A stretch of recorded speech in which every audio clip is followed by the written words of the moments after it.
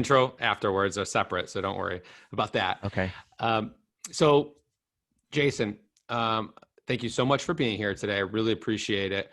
The first question I ask everybody on my podcast, and all my fans that are listening know I start the exact same way every time. When you wake up in the morning today in your life, what makes your heart just sing out loud for that day that's ahead of you? That's a great question. And I would begin to answer that by saying that it has changed over time. When I was younger, I was a lot more confused about things. And what would make my heart sing then was much more something that was about me, you know. And now that I've gone through a lot of experience in life, it's a lot more about we're all on this planet together. We're all here.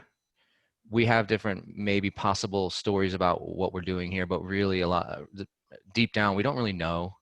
And yet here we are having this collective experience, individual and collective, kind of together, and being being able to help other people in some way on that journey is really what motivates me these days.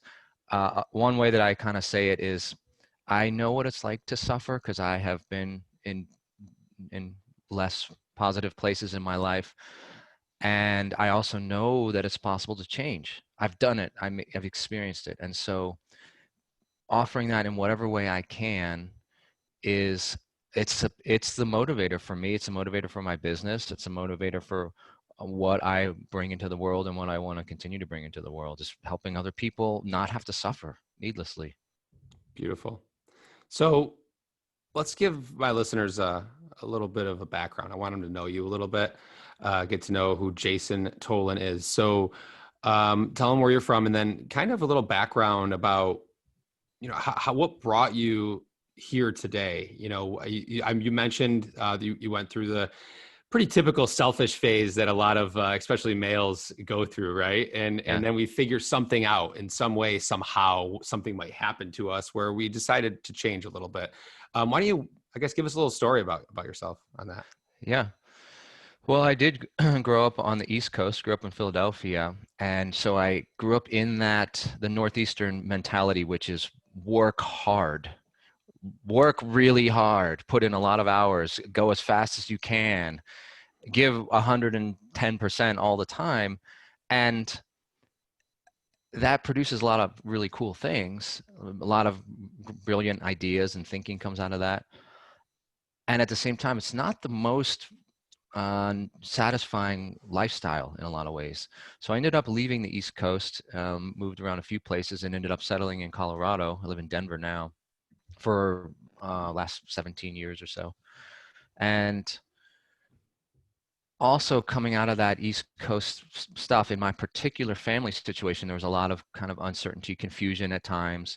And so I grew up with a kind of a cynical viewpoint after a while, and that led to being depressed really through most of my 20s until about 30 or so. And it was real depression. And at the time I would have just said, no, this is just what life is like, this is just how it is, you know. Did But someone tell you that oh, you are clinically depressed, or were you just, was this self-realization, and what kind of, I'm curious about? yeah, it's a great question.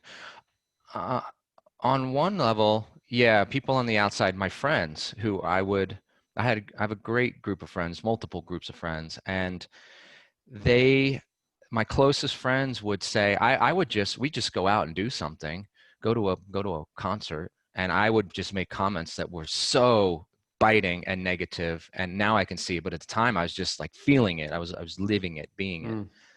And they eventually got to a point where they said, listen, man, we love you.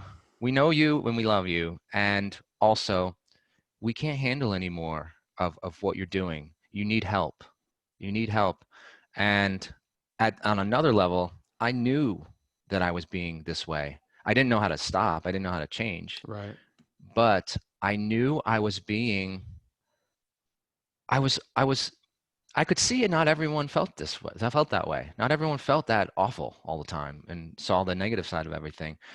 And so it's like inside I knew, well, it doesn't have to be this way, but to me, it seems like it has to be this way. So Hmm. I came to this moment where I didn't want to keep living that way. And sometimes it seems confusing. Like, it wasn't that I wanted to end my life. It was that I didn't want to keep living that way, but I didn't know what to do. Hmm. I didn't know how to change that. And I had kind of a moment, or, several moments, but certainly a moment of, I gotta do something, or my whole life's gonna be like this. And I then got, I shifted. I'm lucky. I'm fortunate. For whatever reason, that shift had, I was able to see through. We live in an age where we have access to information we didn't have access to before, books we didn't have access to before. I Yeah. started reading. Friends gave me books. I started listening to, well, we didn't have podcasts in those days, but I started listening to audio programs and things like this. And I discovered Eastern philosophy, present moment awareness, Wow. meditation that goes with that. This is all before I even knew about hypnosis. Wow. And how long ago was this? How many years?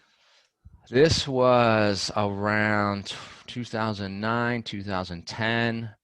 Somewhere in there is when I was deep in my transformative work. I guess there were maybe podcasts then, but I wasn't into them yet. One of my Yeah. favorite influencers was Tony Robbins. Did you listen to any of his books on tape? Yeah, of course, of course. I've done Tony Robbins' Personal Power, or at least part of that program. Cool. Cool. Yeah, it's difficult to go through the self development, world and not get a little bit of Tony Robbins one way or another. Yeah, and he's fantastic, and he does his thing. He does what he does. Might be more to some people's taste than others, and that's cool. I totally am on board with what he does, even if I'm not quite as rah-rah in my own demeanor as he Sure. is. Yeah. Yeah. Yeah. Cool. Keep So going. so that brings you up to pre-hypnosis. Yeah. Yeah. Yeah. Um, I guess I'll just kind of take you a little bit further in that story. Yeah, please. Um, I started getting into present moment awareness. That really is the main thing that I credit with helping me get out of depression. Present moment awareness.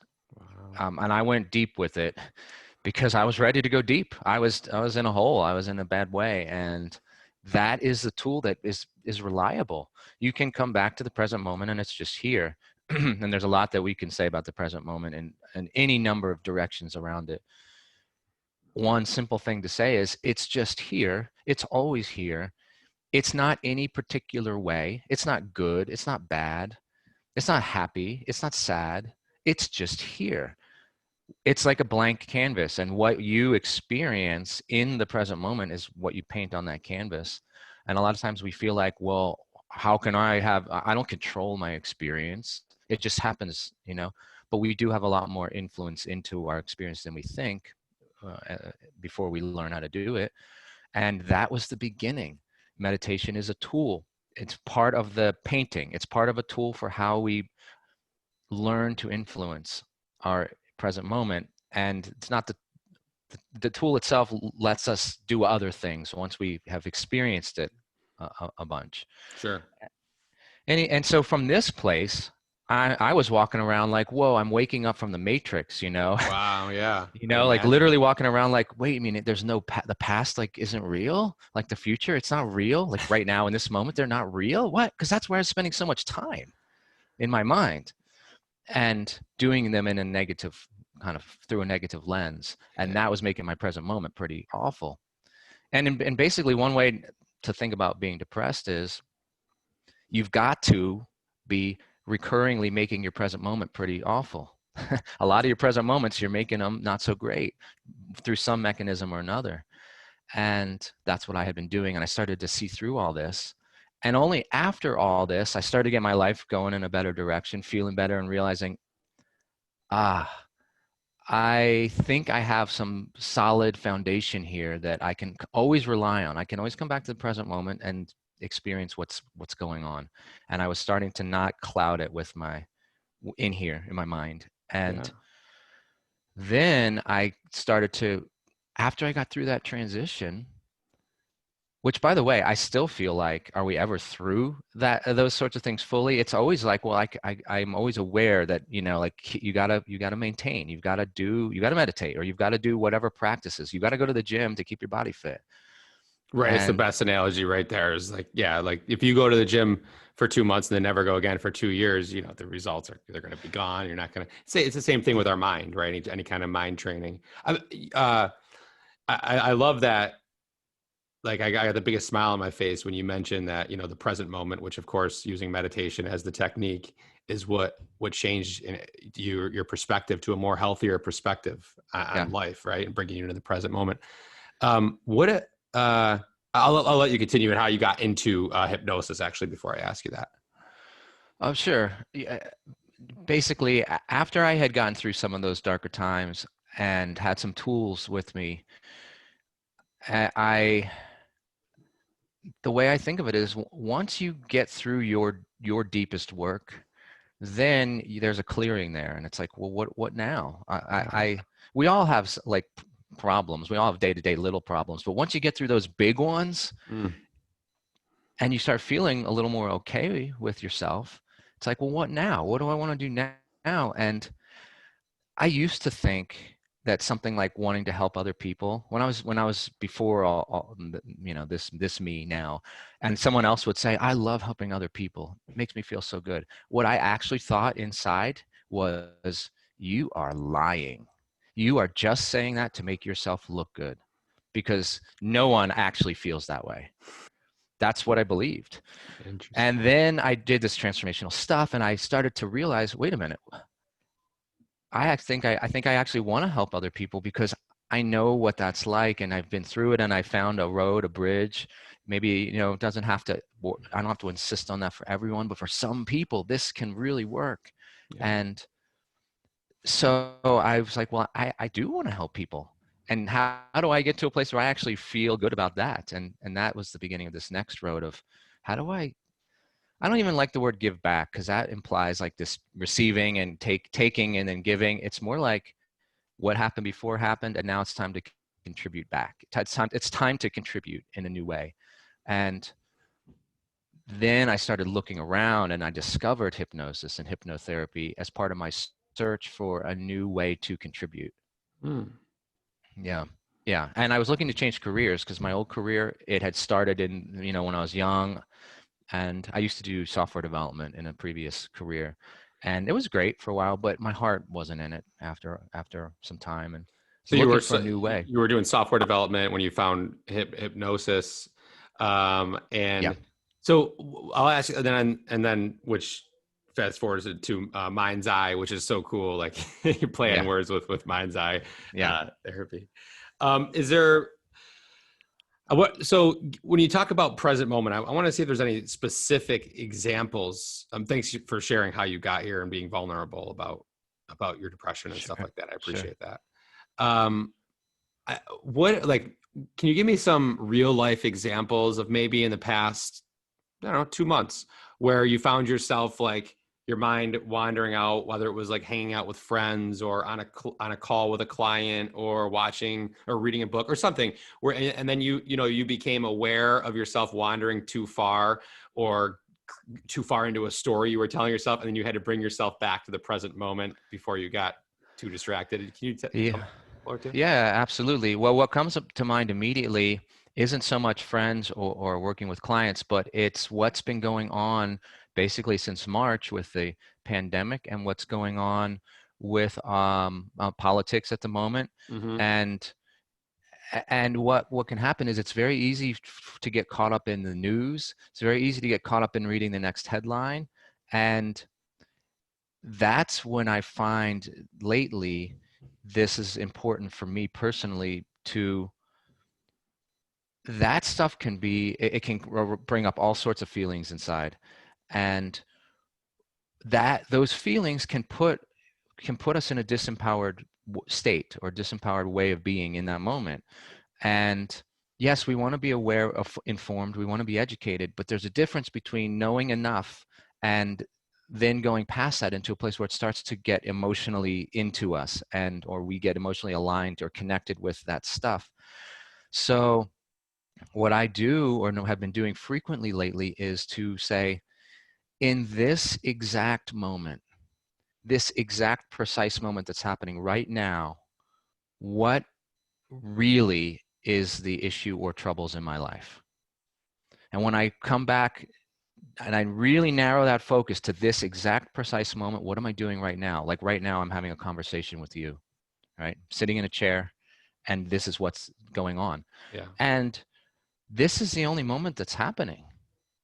This is the only moment that exists right now. And if I really come back to this, oh, what are the real troubles in my life? Actually, there are no troubles in my life in this moment. There are actually zero troubles in my life in this moment having this conversation with you. Right. And this moment is the moment that's happening. Now, this is a more complex conversation that can go a lot of directions, Yeah. because we don't want to pretend that there aren't other things happening and that we don't have roles to play. But when it comes to my mental and physical well-being, Yeah. it's okay. All that stuff is story in my mind in this moment. That makes sense? It does. So let me ask you, for people listening, might be like, "What is going on?" So what, right? But I make it totally, Yeah. it totally makes sense, right? Because let me get this correct. So let's say that, okay, we jump off this call, and today you had an intention to see a little bit more of what was happening with Black Lives Matter. Let's say. So you Yeah. decided to do a little research, and then now you're in that moment of looking up what is going on with Black Lives Matter, and you're deciding, okay, how can I be of help in this situation? And so you're in that present moment, and it's that time to think about that. Where right Yes. now you're in this present moment, and this is where we like to have worry and frustration and other things on your mind right now. It doesn't serve you, so you're bringing yourself back to here. Is that what you mean? In a way, yes. And even if it's later on and it's time to focus on Black Lives Matter, I'm still going to be asking myself, what is my intention? What is my intention here? Is my intention to um, make a fuss? Is my intention to rabble rouse or to fire people up and get them just angry? Is my intention to actually make a real palpable difference somehow? And if so, then what is that? Because until I hone in on what that is, I'm not going to be that good at making it. Mm-hmm. What is my intention? So being very clear about that. And then also being very clear about my own emotions and what's going on as I'm doing that research or whatever it is. Even if I'm connecting with other people, being aware of my own internal emotional state in that moment, knowing that that's malleable, and that particular moment, it's in and of itself, outside of my experience and outside of any human experience, the moment itself is neutral. Make sense? Like the universe, it's just here. The earth, it's Mm-hmm. just here. Now there's people running around with stuff in their minds, thinking and feeling. Outside of that, it's just neutral. And so how do I want to influence what I'm doing? What emotional state's going to be helpful to me to achieving whatever it is, whether it's raising awareness or reaching out to people, knowing I can always come back to that exact moment. Because even in that exact moment, when I'm doing that research, what am I going to be doing? I'm going to be sitting somewhere or standing there somewhere, Mm-hmm. maybe talking on a phone or looking at a computer screen. Yeah. Do you know what I mean? Um, that's It, not to it, say, this reminds me a lot of, like, being focused too, right? You're able to stay focused, and a lot of that has to do with the years of meditation and hypnosis that you've sure, created. sure. And that's not to say, by the way, that if something's going on like a protest in that kind of present moment, you might actually have to do something physical, right? And you might have emotions going on, and that's a different moment. But most moments of our lives are not those moments. Right, most. Okay. Okay. Yeah, that makes sense. Yeah, yeah. I think that covers kind of what, yeah, the present moment and what you were talking about, and I appreciate that. Yeah, Let's get into hypnosis a little bit. yeah, absolutely. Yeah, I mean, like, so what? I guess let's say, so you're a hypnotherapist. You worked with, how long have you been a hypnotherapist for? Since 2012. It's So 2012. yeah, You worked with a lot of people. What would be the difference between meditation and hypnosis? yes, it's a great question. And I do a lot of meditation. I teach people meditation. And that said, I'm not a master expert of it. There's many different ways, many different ways that people will describe what meditation is. With that said, for me, meditation is generally, it has a kind of inward focus. And the most basic way to say it is meditation will create these sort of states of experience, inward focus. And generally speaking, even in a guided meditation, even in a meditation with a mantra or a meditation that has someone else leading it, it's still pretty broad. It's pretty open-ended, Mm-hmm. Oh, absolutely. right? And most of the experience that's happening is kind of whatever's happening inside the individual at that moment or those set of moments. Whereas hypnosis is creating these same kinds of internal states. Well, you can focus externally and be in a hypnotic state or a meditative state, but generally for hypnotherapeutic work, you're going to focus inwardly, right? Okay. For an entertainment show, you might be focused outwardly in that kind of state, right? But for change work, internal change work, it's this inward focus like a meditation, and it's much more directed. It's much more specific because someone has a specific change they want to make. They want to stop smoking cigarettes or sleep better or not bite their nails or something, or have less anxiety about what's going on in society. Yeah.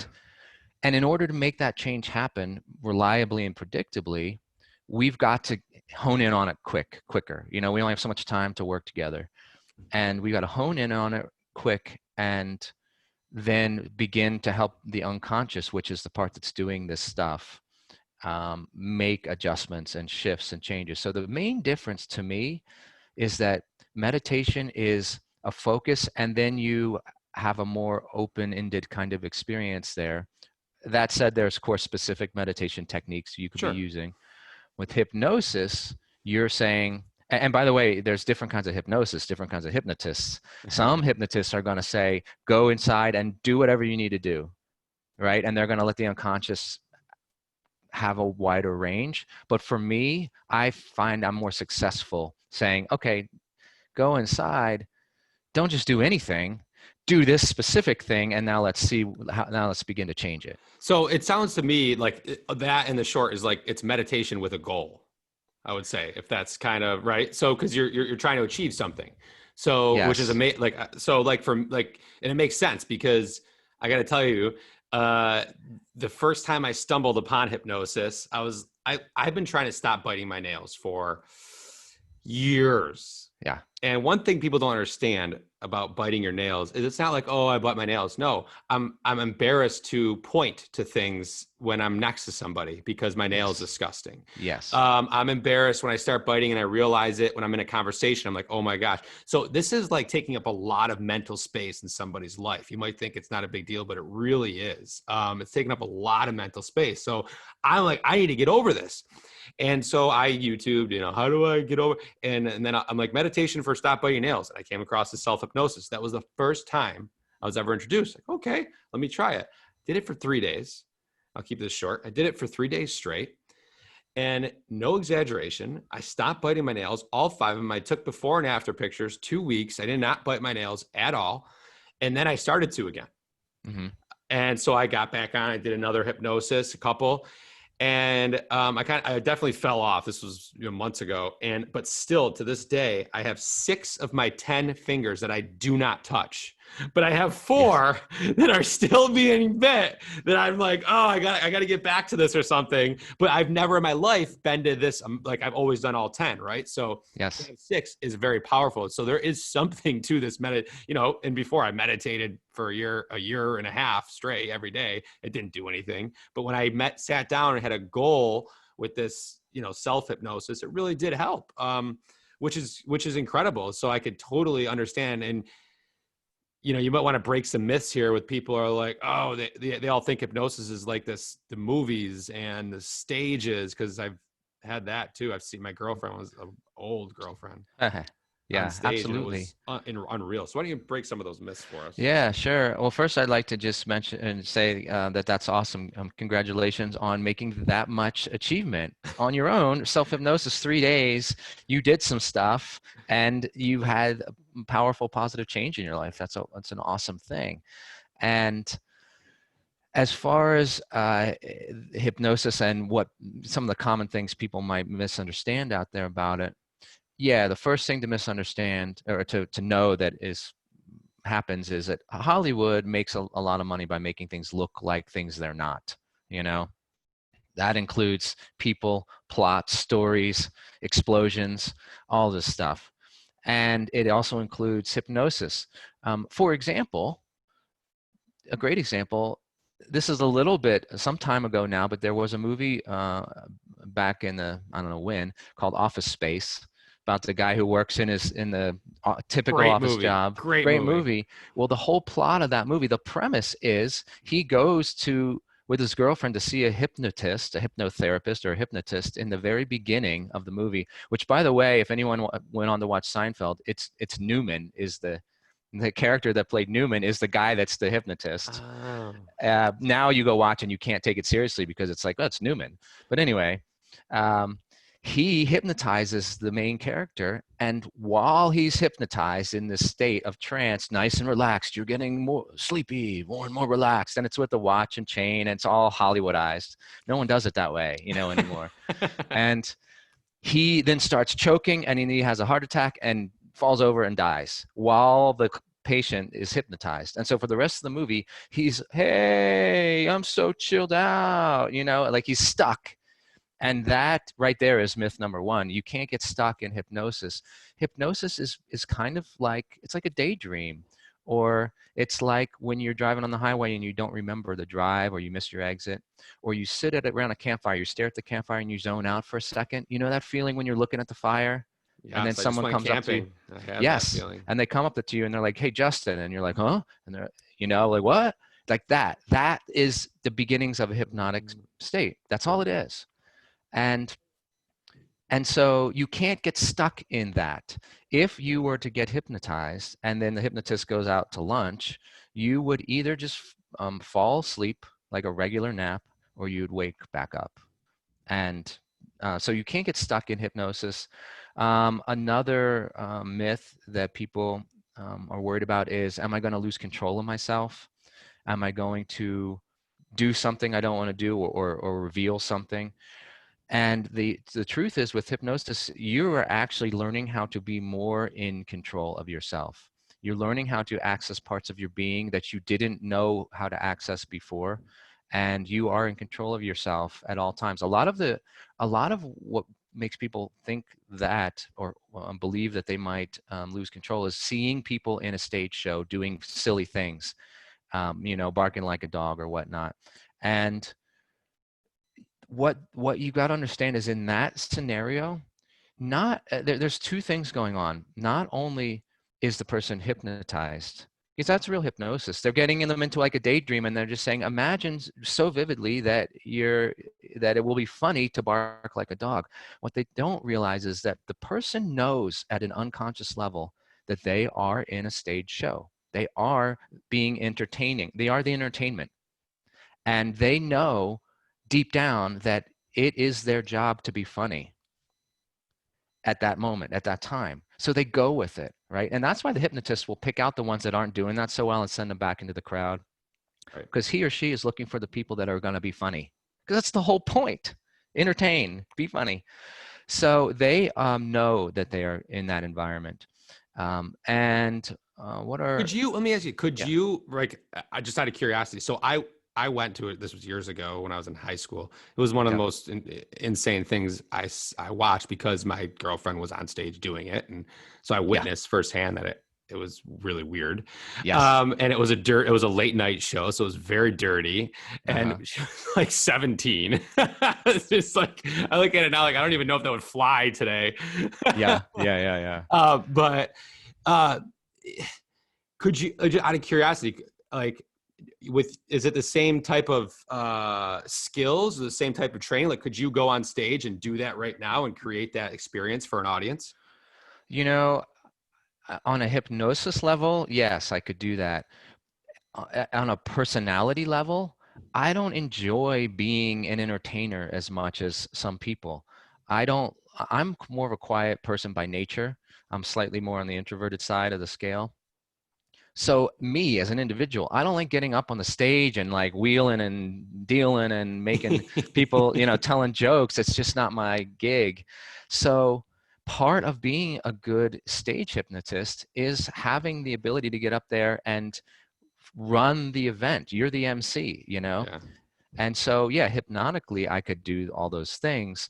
It takes a lot of energy for me to get up there and like get all that stuff going and to pay attention to a crowd. And so it's just And not plus you're really. like right, plus your intention with it is to help others and stuff. So do you have like this this is just what, is it kind of like I don't know what to compare it to, but you know what? We won't even talk about it anymore because I really want to get into how you help others. Sure. I'm on your site right now, Yeah. and your main.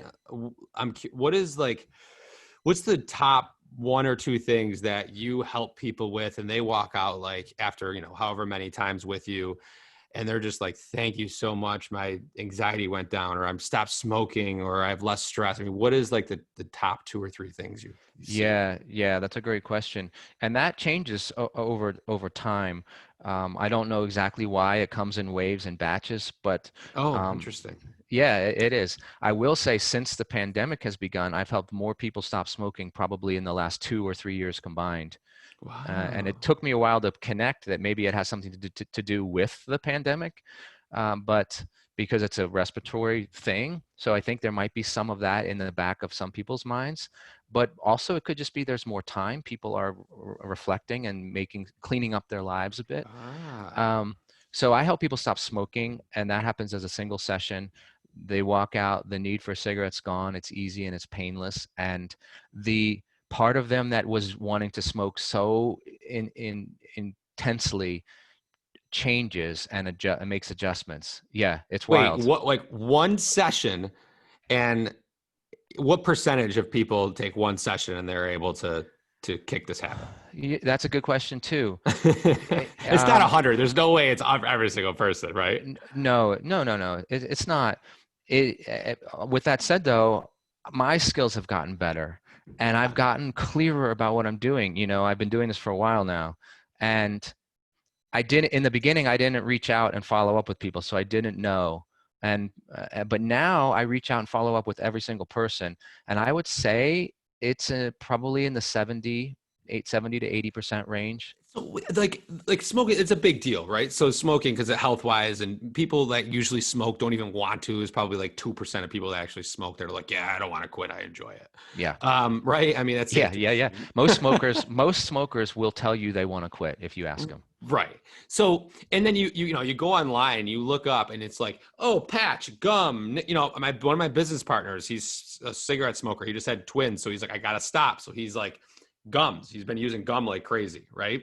Yeah. Why isn't it like ads everywhere for hypnotherapy? Like your face everywhere. Like, hey, just come to me. I can help you. Like, you know what I mean? My percentages are higher than using gum or patches or anything. Why isn't Yeah. it mainstream? Like, what is up with that? It seems You know, mind-boggling. that's a good question. I wonder that myself, and I've said it so many times. Why isn't this popular, like very popular and mainstream?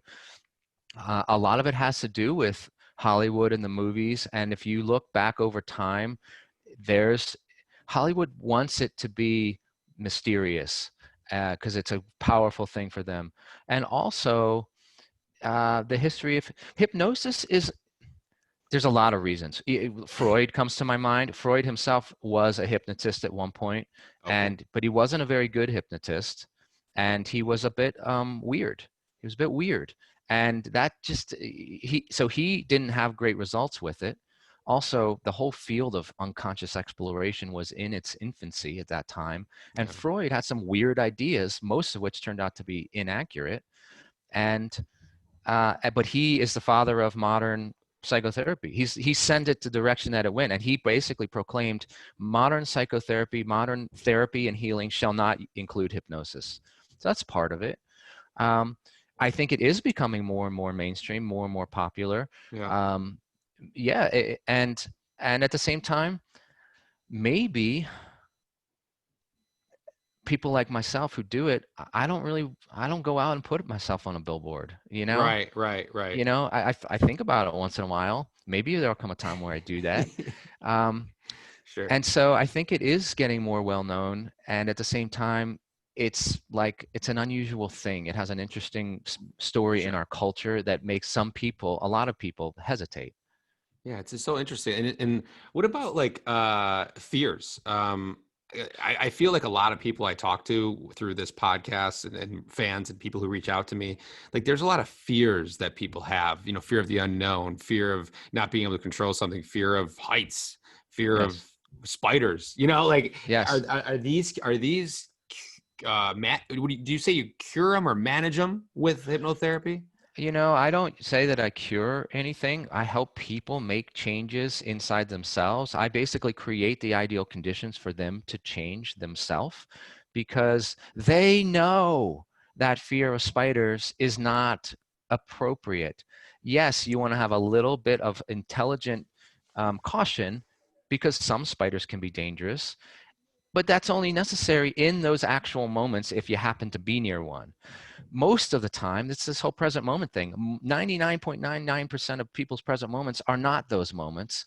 And so having in your an exaggerated fear of spiders, or I just helped a gal who has a fear of bugs and or had a fear of bugs. And yeah, and she knows, she comes in and says, listen, I keep thinking about it, but and it's like driving me nuts. But on the other hand, I know that look, everyone else is fine. I'm, you know, this fear isn't really needed. I just helped another a guy earlier this week who had a fear of getting on airplanes, and for some people it's actually the flying, but in this his case it was spaces like airplanes, elevators, things like that. And he came in and said, listen, I want to fly, I want to be able to go with my wife and take my wife places, and I haven't been able to do it. So what I help him do is it's an unconscious thing, meaning when he thinks thoughts about it, he can know a little bit of it, but he can't on his own change it. No matter how much he thinks about it, Yeah. he can't stop that from happening when he thinks about flying. That's a classic sign that this is an unconscious process, meaning outside of conscious awareness, outside of the thinking, rational, logical part of the mind, right? It's the same place where like a desire to eat cookies comes from when you know you want to lose weight. Why would you eat cookies if you know you want to lose weight? Something inside goes, yeah, but cookie, right? And it's Such a like great question. overpowering. Like, if you want to lose weight, why would you eat cookies? I don't know. I just can't stop I myself. don't know. I just can't stop myself. That's an unconscious thing. It's a part of our being that is not our thinking logical mind. Logically we know that makes no sense. Right. And so this is the part of us, because when we get into these states like daydreams, we can then work with these other parts of our being and help them change, because here's the thing. Here's the key. These other parts of our being, they are trying to help us. They're just doing it in a way that is not helping anymore. Part that wants to smoke a cigarette, most smokers will tell you they do it to relax, deal with stress, or when they're bored, it gives them something to do. Or there's any number of things. Or why are they eating that cookie? Well, it makes me feel better. I don't know. I just feel better after I eat it, right? The part that's inside doing that, it's trying to help. It's trying to help them feel better. It just is stuck on it has to be that way. It has to be the cookie, and because it's the only way it Interesting. knows. Yeah.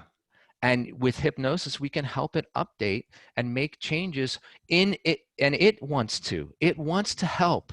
It just needs assistance to get past the cookie or the cigarette.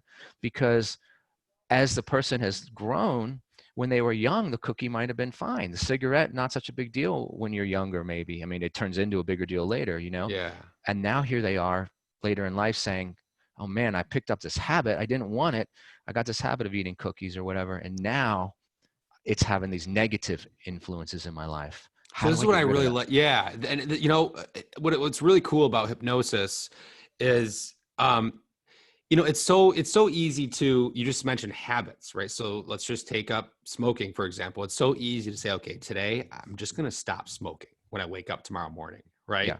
Yeah. And I'm sure that so many people out there, if you're a smoker, you can probably relate. And then you wake up and you're like, I really want one. I'll do it tomorrow. Tomorrow will Yeah. be the next day, right? And then, Yeah. or they'll go one day or 12 hours or 2 days, and then or even a month, and they'll be back on it. Some smokers will say, yeah, it's the third time I've quit.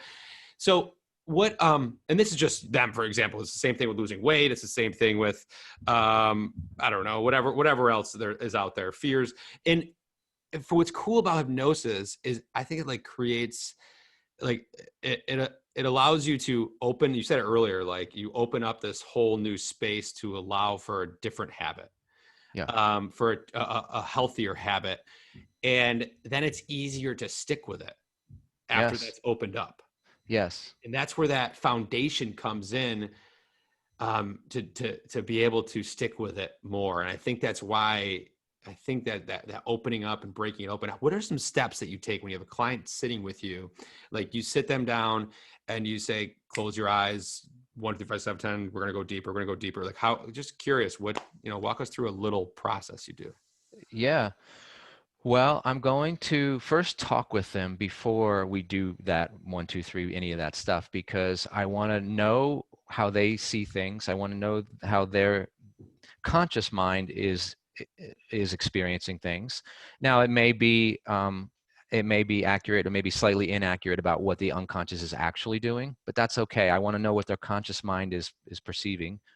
And also, I want to begin to let them know that whatever parts of them we work with, and parts is just kind of a general way of saying different aspects of someone's personality or being, and whatever parts of their being that we're going to work with, they are all going to be respected and honored because they are all important and they're all trying to help. Even the ones that the person can't stand, like the part that's been smoking, we're going to honor it because it means well. It's just stuck on doing something that now they know is unhealthy for them. So once I get a little bit of that set up and we do some talking first, then we're going to shift into helping them focus inwardly. And there's a million ways to do it. Like in the beginning, when I first learned hypnosis, I was like, oh, no, you've got to say like 5, 4, 3, 2, and then you got to say this word. And then it's not like that. There's a million ways to help someone kind of shift out of like thinking, analyzing mode into a deeper kind of, well, a meditative kind of mode, perhaps. And then we're going to make some changes. It's always helping the person's, like I might help them. Okay, like imagine a moment when you know you don't want to smoke, but there you are. You're about to light up a cigarette. You know you don't want to smoke, but there you are, because they know that internal battle, right? They know that internal moment. And when they're in this kind of more relaxed place, I can help them get to that moment, and then that part that wants the cigarette, that's when we can start to work with that part and help it see like, well, what is it that you're really trying to do for this person, right? What is it that you're really trying to do for this person? Because it's not trying, I can tell you this, it's not trying to give them cancer. That's not what it's doing. It's trying to help them have a break from work, or it's trying to help them socialize with friends, or it's trying to help them relax from some stress, or it's trying to do, you know what I mean? And then Yeah. you help them in those moments, you help them and you help that other part, and you don't fight with it. You say, listen, I know you've got something special to offer. You're important, right? And here's how you can contribute more effectively, you know? And you let it think of these things. You let it think of these because it's tired. Here, it's so interesting working with the unconscious. Most of the time, that part that's been smoking or that part that's been running the fear of getting on an airplane, it is exhausted. It's so tired of being beat up on by the rest of the person, Mm. and it wants to be able to help without getting beat up on, but it doesn't know what else to do besides smoke. That's just what it's been doing for so long. Or ever since that one moment, it like someone could see.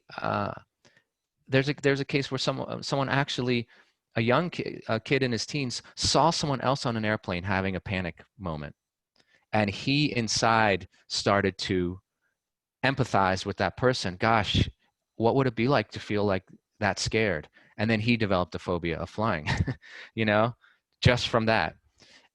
And Wow. That's like empath type stuff, but sticking with yeah, them. exactly. But it can happen. It seems like empath, but fears. Little kids playing in the backyard. Mom sees a snake, a garter snake, harmless. Mom goes, oh, freaks out, right? Little kid sees mom, his authority figure, freak out. He knows exactly what to do. I'm supposed to be scared of that if mom is scared of that, Mm, right? It can happen that way. And the unconscious, it's always trying to help. And from that place, you can help, it can make so many changes. And hypnosis is just a vehicle. People get wrapped up in the hypnosis itself as like, whoa, what is this magical thing? Hypnosis is just the vehicle to allow other change work to happen. It's just the vehicle. It's just the techniques, the technique, or the it's what allows us to get to the stuff to make the change or help the person make the change. yeah. What about if you're you know you're everything's you don't have any habits you want to break, you know, you just want to level up your life. You know Yeah. what I mean? You just want to You, take yourself to the next level. Is that something too that you work with clients? absolutely. You ask great questions, Justin. I appreciate your questions. Thanks. Absolutely. That's kind of the other side. That's the other side of the kinds of work that I do, which is people, their lives might be working just fine. Yeah. But they say, you know what, I think I can do even better. And like, for example, I have a guy who's started a business, like a business that could potentially be sold for millions of dollars if all goes well. And he's like, in order for this thing to go where it really wanted to go, I've got to stop watching TV like I was able to do before. I've got to make some little changes. It's not that that's like I'm not an addicted to it. It's just my old habits aren't going to get me there. They're not going to get me where I want to be. But when there are moments arises and there's the TV, it sounds really good. And how I can can I relate change to that? that in a bit, by the way. I Keep can going. relate to it too. I can relate to it too.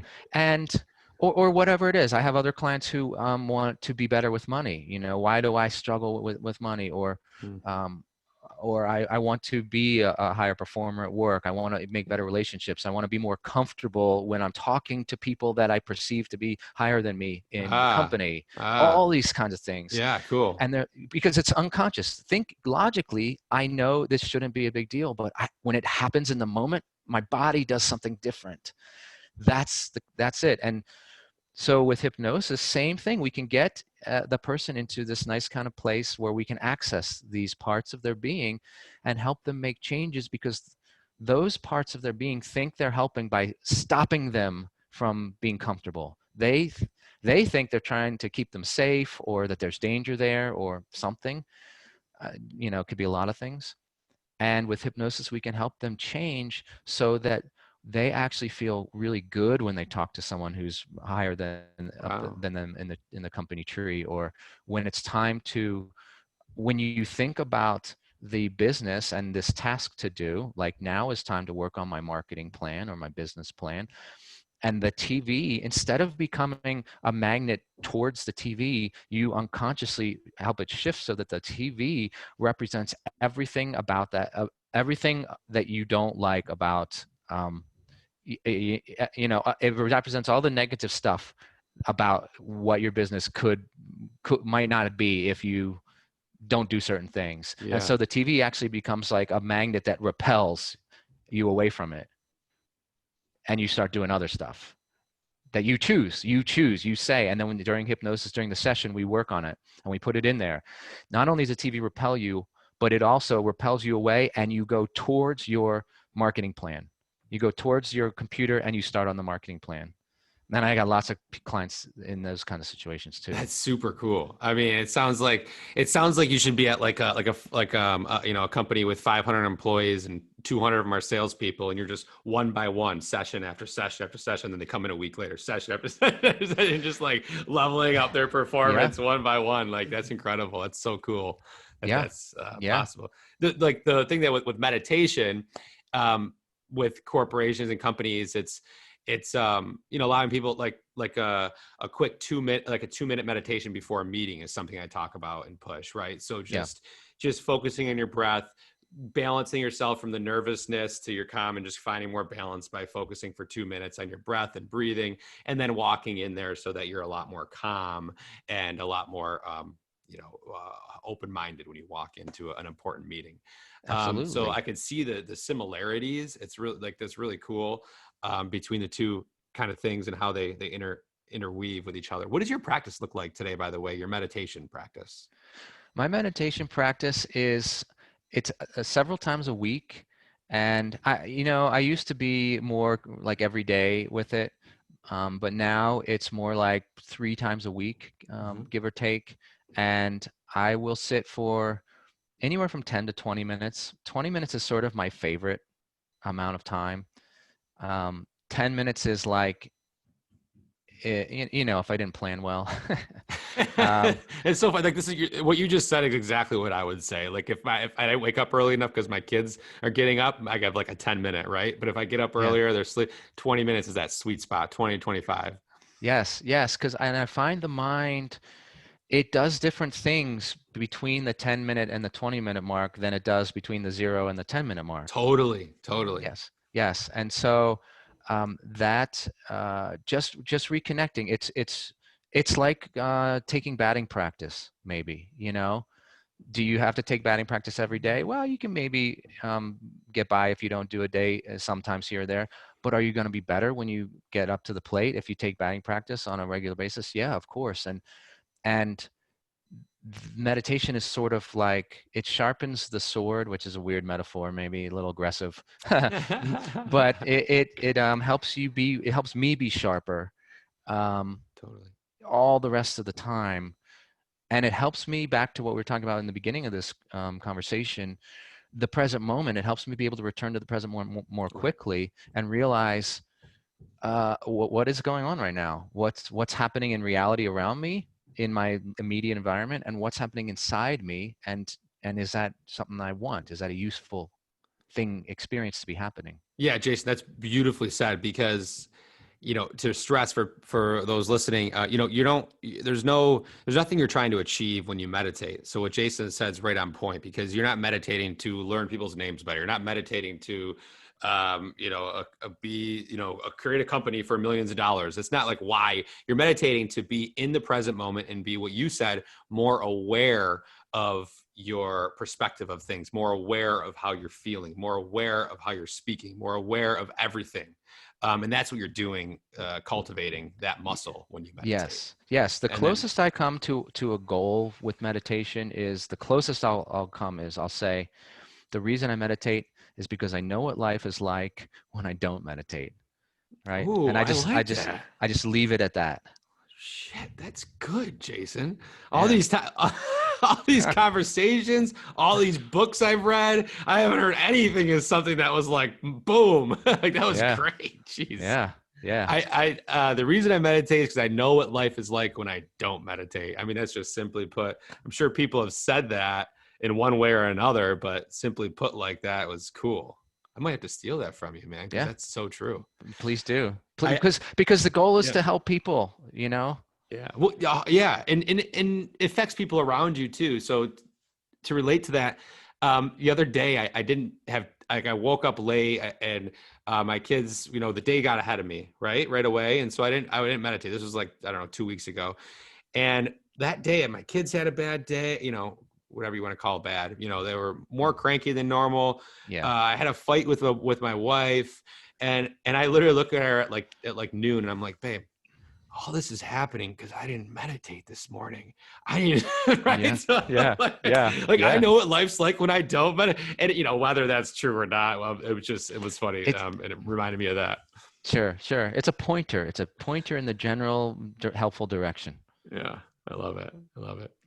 Um, you Zoom, are you able to have the same effectiveness through Zoom as in person? Yeah. So that's another good question. What I find with Zoom is in person, is there a little bit more communication that can happen? Yeah, sure. You can see a little bit more about how someone's sitting, or hear, maybe see some nuances that you might not catch on Zoom. With that said, as far as the effectiveness of the changes, I don't find any difference. The changes are able to be just as effective on Zoom as long as the person is able to be free of distractions. Like if someone's dog is barking in the other room or whatnot, that can like the environment isn't as able to be controlled by me as terms of quietness and that sort of thing. But if it's the environment's appropriate, then the actual change work can be just as effective over Zoom as in person. That said, personally, I like being with people. I like the personal interaction in the same room. But with the times we're in, and it's not even just the times we're in, it's the technology that's happening, and it's going to continue to happen even going forward from here. Zoom is going to continue to be a part of our life. If my commitment is to help as many people as effectively as I can, well, that's going to mean helping more than just the people that are geographically located where they can come to my office. And so Reach more people, continuing right? more people, yeah. And so using a tool like Zoom is a powerful thing. And yes, I find the changes to be just as effective, even if I personally prefer, the being in the same room with someone. Yeah, I mean that human interaction, and that's, you Yes, know, that's the word. yeah, and it's important, and when you're next to somebody, it's just like, same thing with meditating. If you're meditating in a group of people, you can feel that energy. Like that person you can feel that person's energy with you. It's a lot harder to feel it over Zoom. I mean, you can, but being face to face is a lot more powerful. But like you said, you get results. And what's really cool as you were talking, I just thought about it because you said that Zoom's going to be more a part of our life. So I come from an internet marketing background. That's my business. Ah, And I've been using Zoom since literally it came out. Like I remember all of us internet marketers like, oh, cool, the Zoom company. Like we're using it now. And, we've been using it all the time for webinars and meetings and all these different things. And all of a sudden COVID happens and everybody and their father and their mother are learning what Zoom is. And I'm like, dude, where you guys been? Like this, I've been using yeah, this forever. It's just funny yeah, how yeah, mainstream it is now yeah. and people are using it. I had already been using it before the pandemic as well. And then when the pandemic hit, of course, just like what you're saying, it's gone through the roof as far as how many sessions I do Wow. and the comfort level, the familiarity, and all of that. Yeah. Right. Learning the different. Yeah, that's cool. Is there, so anybody, for people listening, uh, and I said it in the intro, but Mindzai Hypnotherapy, and I want to spell that Mindzai Hypnotherapy, with Jason Tollen. It's mindzaihypnotherapy.com. And I'll just kind of reiterate what it says on his site. So if you're tired of feeling stuck, you want to make your life work better now.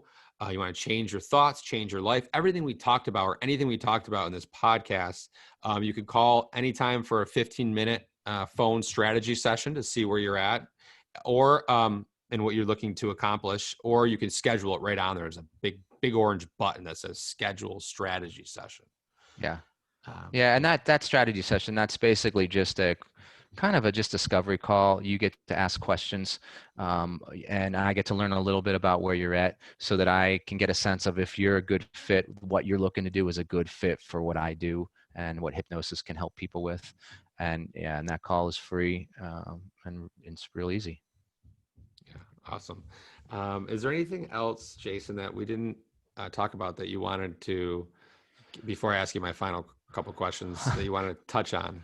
You know, there's a ton of stuff based on our conversation here that we haven't talked about that I would love to talk about. I'll have you back. We can come I, back and do it I think totally. any of those areas would be their own conversations, because the present moment awareness, that whole framework, meditation, that's a big part of my life and what I do with clients as well. Because basically what they're telling me is when they come to me with an issue, I might have said this before, but they're basically saying a lot of my present moments aren't working very well, and I would like help making my present moments work better.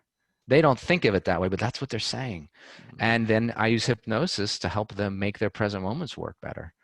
And so a lot of this fits together. There's a lot of different things we could talk about. And with that said, I feel like we have covered a lot of awesome Yeah. stuff already. Yeah. Yeah, totally. Like using the word present moment is, we've said it a lot during this podcast, and it just shows how important it really is. I mean, you're dealing with clients every day, and you see the importance of it. I find myself at times, for anybody listening that has kids, and Jason, you don't have kids right Do now, not. Yeah. or yeah, when you're playing with your kids, um, and I want to give this like announcement here, just as I think about it. When you're playing with your kids, a lot of times our mind is thinking about, what we have to do afterwards. Mm, So we're thinking about, oh, I have to take out the garbage later. Oh, I have to make that extra phone call. Oh, I have to make dinner. What are we going to make for dinner? And then what happens is when your mind's out there in that, this is what happens to me. I start getting more frustrated with my kids. I'm not enjoying playing with them as much, whether it's tea time or throwing a little ball or whatever it is, because my kids are 2 and 5 or playing on the playground or pushing them. I find myself getting frustrated. Like, okay, I want to get this over with. I want this over with. I want to move forward. I want to go do what I have to do. So what I've learned to do in meditation has really helped me is bring myself back yeah. to this present moment, like Jason Yeah. has said many times today, and just know that I have nowhere else to be in this present moment, but right here, right now, enjoying my time with my kids. I can think Yes. about what I need to do next later. Yes. And it's a and bring it back. You almost feel this when you really truly do it. Jason, you might be able to relate to this, and um, you almost feel like this wave of like tingling wave through your body when you're really being present and you Oh yeah. chose that and you made it intentional, and it's a really good feeling. Oh yeah. Oh yeah. That is a connection with your unconscious. When you feel that, that is a Ah, connection with your unconscious. That tingling feeling. Yeah. cool. And on what you just said, that moment with your kids, that moment is where your life is happening. Whether you like it or not, that moment is where and when your life is happening. So you can choose how you want to experience that moment. And you can Yeah. notice the results if you're thinking about taking the trash out, or if you let go of that and you're just there with your kids. Yeah, I'm reading this book right now, and the guru says, what time is it? And the guy says it's 6:15, and the guru says, no, the time is now. Ah, So when I ask you what yeah, time it is, what time is it? It's now. now. Yeah, yeah, I love it. uh, that's The Peaceful Warrior by Dan Millman. Highly recommend that book. You have to write a book someday.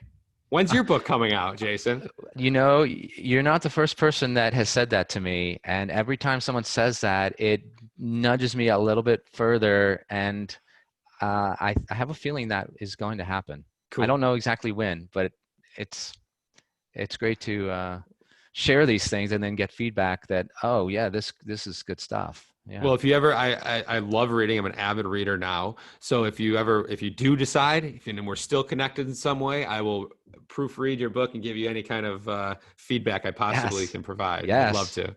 Yes. And so if you could go back, the last question I want to ask you before we wrap up, if you can go back and have a conversation with your 18-year-old self, and your 18-year-old self would Mm. listen to what you have to say, what kind of advice would you give them, or what would you tell them? Oh man, actually, I've never been asked this question before, and it's a great one. And I mean, the first thing I would say is it lighten up a little bit.